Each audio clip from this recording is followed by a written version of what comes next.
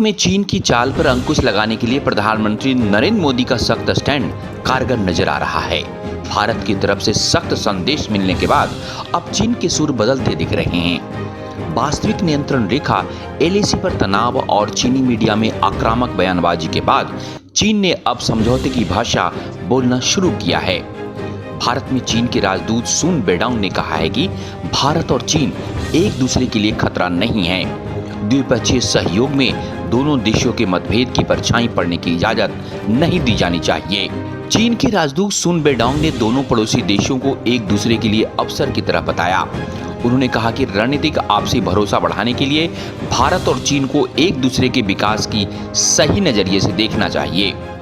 चीनी राजदूत का बयान ऐसे वक्त में आया है जब चीन के विदेश मंत्रालय ने कहा है कि सीमा के हालात पूरी तरह से अस्थिर और नियंत्रण में हैं। इस बयान में कहा गया है कि भारत चीन बातचीत के जरिए मुद्दा सुलझाने में सक्षम है।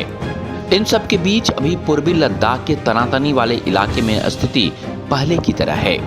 यहाँ भारत के इलाकों में चीन की सेना ने घुसपैठ की थी। दोनों देशों के कमांडर संपर्क में हैं। दरअसल भारत ने साफ तौर से कहा था कि फॉरवर्ड पोजीशन में तब तक पीछे नहीं हटेगा जब तक चीन के सैनिक एलएसी पर गश्त वाली पूर्ववत स्थिति में नहीं आते हैं। चीनी राजदूत सुन बेडोंग ने कहा कि हम एक दूसरे के मतभेद को सही नजरिए से देखने की जरूरत है और दोनों देशों की कभी द्विपक्षीय सहयोग में इसे आड़े नहीं आने देना चाहिए। साथ ही हमें बातचीत के जरिए धीरे धीरे आपसी समझ विकसित करने के लिए मतभेदों को हल निकालना चाहिए। बेडोंग ने कहा कि भारत और चीन सौहार्दपूर्ण सहअस्तित्व के साथ अच्छे पड़ोसी और सहयोगी की तरह रहना चाहिए। सुन ने इस दौरान कहा कि भारत और चीन को इस मूल समझ पर बने रहना चाहिए कि वे एक दूसरे के लिए मौके की तरह हैं। वे एक दूसरे के लिए खतरा नहीं हैं। कुछ पत्रकारों और युवाओं के डेलीगेशन के साथ वेबिनार में राजदूत सुन बेडोंग ने कहा कि ड्रैगन और हाथी साथ साथ डांस करने की हकीकत को समझना चीन और भारत दोनों के लिए सही विकल्प है।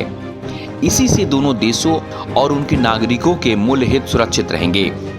दो बड़ी उभरती हुई अर्थव्यवस्था के रूप में चीन और भारत को आपसी सहयोग मजबूत करना चाहिए जिससे दोनों समान हित के केक का विस्तार कर सकें। चीनी राजदूत से जब पूछा गया कि भारत चीन संबंधों को सुधारने के लिए क्या क्या किया जाना चाहिए, जी हाँ, तब वो इसका जवाब दे रहे थे। हालांकि चीन के मंसूबे पर कभी भी भारत विश्वास नहीं करेगा क्योंकि वैसे ही विश्वास और ऐसी बात कहकर वो भारत पर आक्रमण करता रहा है। उधर नक्शे के विवाद पर नेपाल के रुख में भी बदलाव दिख रहा है। नेपाली संसद में देश के नक्शे में बदलाव के लिए संवैधानिक संशोधन किया जाना था। हालांकि इस पर कोई चर्चा तो दूर की बात, इसे सदन के एजेंडे से ही बाहर कर दिया गया। हाल ही में नेपाल ने एक नया नक्शा जारी कर भारत के क्षेत्र को अपने क्षेत्र के तौर पर दर्शाया था। जब तक संवैधानिक तौर पर इस नए नक्शा की मान्यता नहीं मिल जाती, इसे वैध नहीं माना जा सकता। Bureau report, Delhi.